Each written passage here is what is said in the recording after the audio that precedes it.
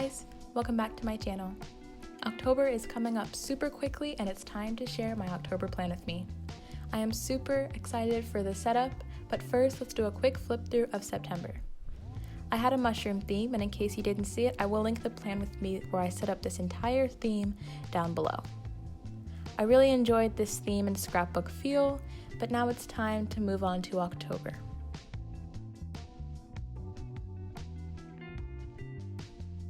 I'm going to skip one page for the last weekly of September that I haven't yet set up, and I'm actually not going to be starting in my bullet journal. Similarly to last month, if you guys saw that plan with me, I started my setup by doing some artwork and some lettering on a separate sheet of paper. And I did that mostly because I was going to be layering my titles and some of the pictures on top of a separate piece of paper. This month, I also really enjoyed the scrapbook feel, and so I really wanted to try that again. So I'm going to be doing a very similar process and lettering my titles and some little doodles on a separate sheet of paper. This time though, I actually used sticker paper, and so once I go over all of my drawings, then I will be able to cut around them and automatically have a sticky back, which will make it a lot easier when I'm trying to put them in my journal. So I'm starting by lettering the titles, and as you can see, I am using my Micron in size 03, I believe. This Sacropigra Micron is super thin and really great for the technique that I am doing, which is outlining all of the words. When I was brainstorming about themes for October, I really wanted to do a black and white theme, and I have seen a lot of people do similar themes in the past, but I wasn't 100% sure what direction I wanted to take mine. As you'll be able to see as we go throughout the setup though, my theme for this month is going to be kind of old school, vintagey pictures of old cities in black and white. And then I also wanted to continue the scrapbooking theme that I did from last month, and so I'm using a lot of layering and separate sheets of paper. It's kind of a humble jumble of a theme, but I really enjoyed making it and setting everything up, and I hope you do too. Back to what I was saying though, the reason that I am outlining all these words instead of completely coloring them in with a brush pen is because I knew that most of my pictures were black and white cities, and so they have quite a lot of black and gray in them. And so to contrast that, I wanted the stickers and titles that I put on my pages to not be very dark, to kind of create a nice lighter effect so it's not a completely black page. Under my titles, you can see that I made a tiny little calendar, and then I also drew some fashion figures on the right.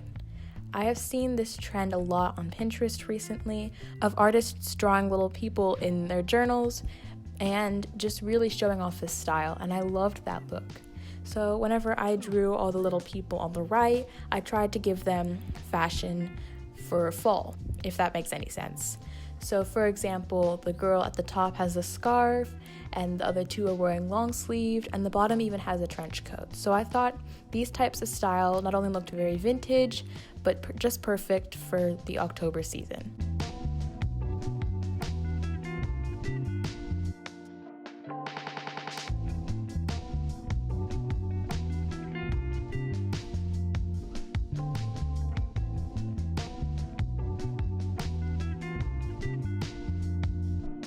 Now, my three best friends for this setup are these three shades of Sakura Koi brush pens. They are all in a cool gray in three different shades, and I use them a lot during this setup to add shadow since I am not going to be using any color. I added light shadow to all of the drawings, especially on the little fashion stickers, but also to make little circle stickers at the very bottom.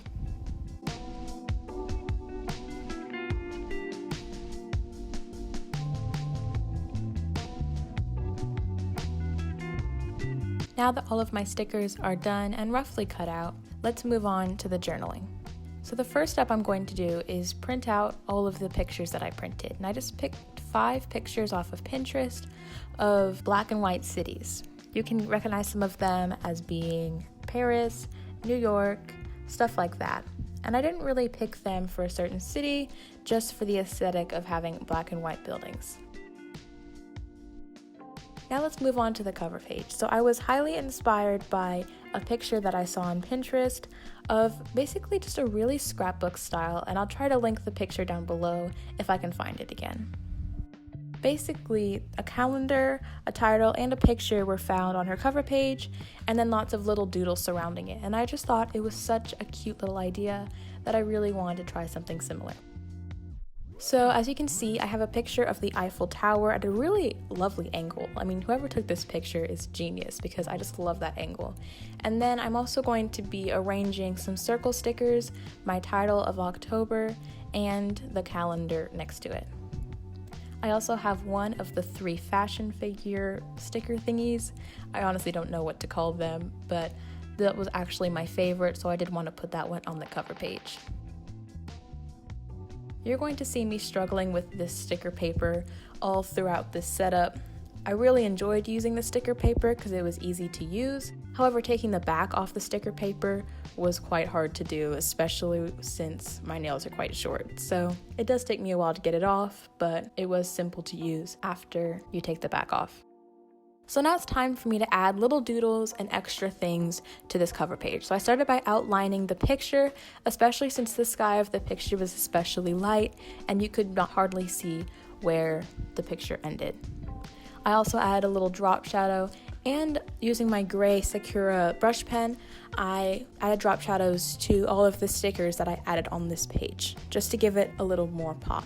I feel like, especially with this cover page, I slightly went a little extra with trying not to make it too dark, and I in fact had so much white space that I used my Tombow Fudenosuke pen to add a border to this box and kind of give it a little more black. However, I learned from my mistake, and later in the setup I'm using a lot more black pen, and it made it look a lot better, I think. The quote I wrote is, "You can't go to the next chapter if you keep rereading the last one." And being a book nerd, I honestly just loved this quote, and so I had to drop it in there, even if it didn't 100% match with my theme.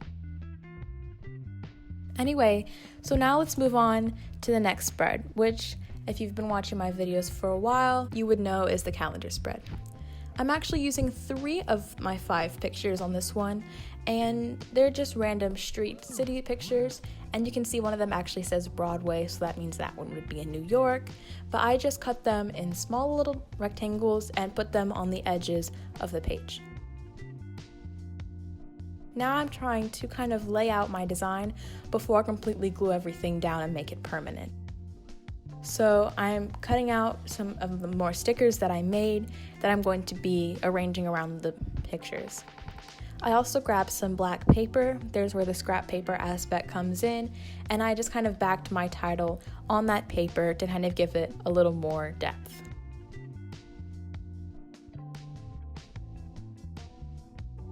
After I glued and sticked all of these papers and stickers down, it's time to make the calendar. So I just made my box, and I didn't do rounded corners, I just did boxed corners, contrasting to last month where I tried to make rounding corners. I really like to switch up my For the title of the calendar, writing Monday through Sunday, I did just a very simple monoline cursive, and on all the days of the week, I put a little dot of gray behind each of the days. I also felt that the drop shadow that I used on the back of this calendar was again a little light, and so I ended up going over it with my dark gray.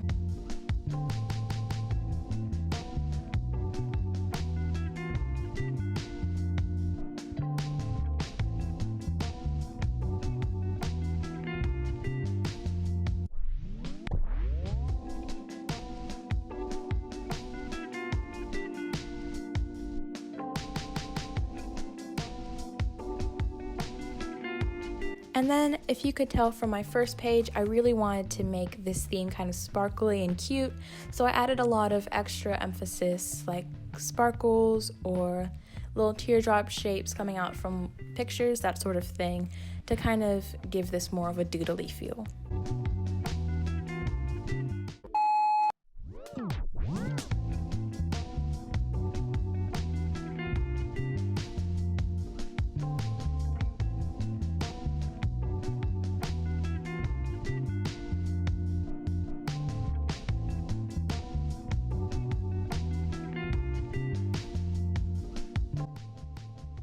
Yes, so as you can see, I had a huge problem with my camera and had to film this over 2 days, and then the second day I zoomed in a little too much, and so the bottom of the journal for the rest of the video is slightly cut off. And I'm really sorry about that, but it's really only like an inch, so it doesn't show that much of a difference. Anyway, so now that the calendar spread is done, I moved on to my overview and favorites page. And I've actually never made this spread in my bullet journal before, or at least not on camera, and so it is something slightly different. Recently, I've been doing a lot of goals pages and memories pages or gratitude logs in my journals, and because I have been doing it a lot recently, I decided to switch it up this month. So instead of making separate pages for gratitude and goals, I'm actually going to be combining it onto one spread. On the left page is going to be my monthly overview, where I'm going to have a box for my monthly goals, and then I'm also going to have boxes at the bottom to plan things for my YouTube and Patreon account. On the right, I'm going to have my current favorites, which are going to be music, TV or YouTube, books, and then other, which will likely include stuff like podcasts or inspirational quotes. I feel like writing these things down will still have me remember what I've been into this time of year when I come and look back through my bullet journals, and also help me plan out where I want to be at the end of the month on my goals page without having the same exact spreads that I had before. As you can see, I'm doing a similar thing to the titles of these pages that I did on the first pages, using black to back the titles and then also using my stickers to surround the words. I've also been using quite a bit of washi tape in this setup, and I'm not using too patterned washi tape. The only patterned one I'm using has just some white leaves on it, but I did want to add something else that's kind of darker than the white paper, and so I did try to use a little bit of washi tape, like last month. And then I made all the boxes for the categories that I had listed before, and colored in the drop shadows with the dark Sacred Koi brush pen to give it more contrast. So this simple page is done, and now it's time to move on to the last page of this setup, the habit tracker and productivity tracker. Unfortunately, I didn't actually do my first weekly spread in this video, but I will be posting them later, likely on my Patreon account and my Pinterest account, so make sure to check out those places if you want to see how my weekly spreads did turn out. So the first thing I did was cut out this last picture of New York skyline, and I made it into a circle so it could fit in the middle of that tracker. I love circle trackers, but I've never done one before, and so it was so fun to put one into this month's setup. Now I'm going to be going on the left side and doing all the boxes for my habit tracker. And just like this entire month, I'm adding drop shadows, and I'm later going to be coloring those in.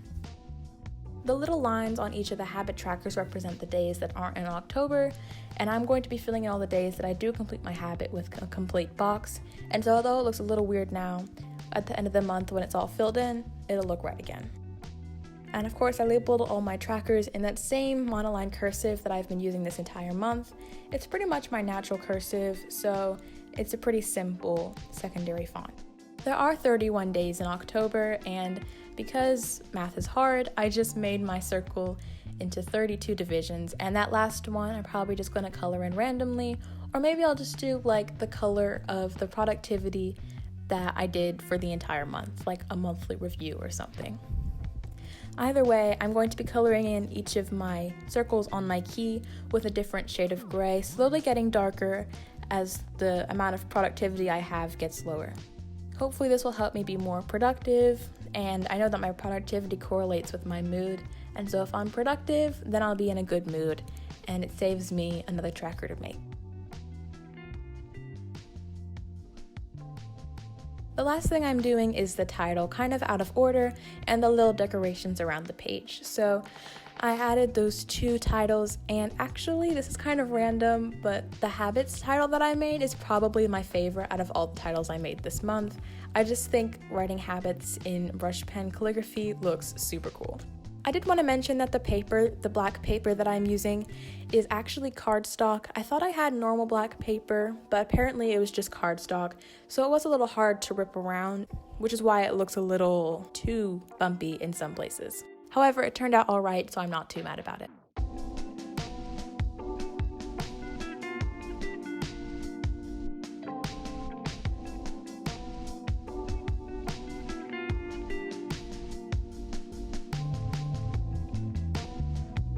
then it is a little cut off, so I use the side angle, but at the bottom I'm adding a little washi tape to back my last fashion sticker of the girl in the skirt.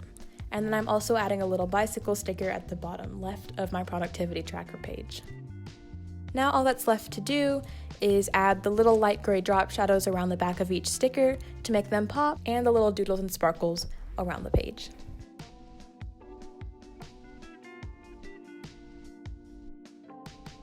I did want to mention that the sticker sheet that I made at the beginning of this setup is going to be available as a printable for my patrons, as you can see right here. I did also add another October and an extra calendar in the Sunday form for all of you who don't like starting your calendars on a Monday. So if you're interested in getting your hands on that, check out my Patreon account. I also have a full printable of this entire month setup on my Patreon account, so that's available for all of my blooming patrons. I did want to show you a quick overview of my website. These are all the different tiers. My lowest patrons get exclusive access to new videos that I don't put on YouTube, as well as early access to the ones that are on YouTube.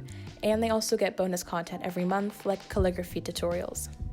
The stickers are available for my blossoming patrons, along with all the other things below, and the blooming patrons get all the benefits plus the printables. So if you're interested in any of that, check out my Patreon, which will be linked below.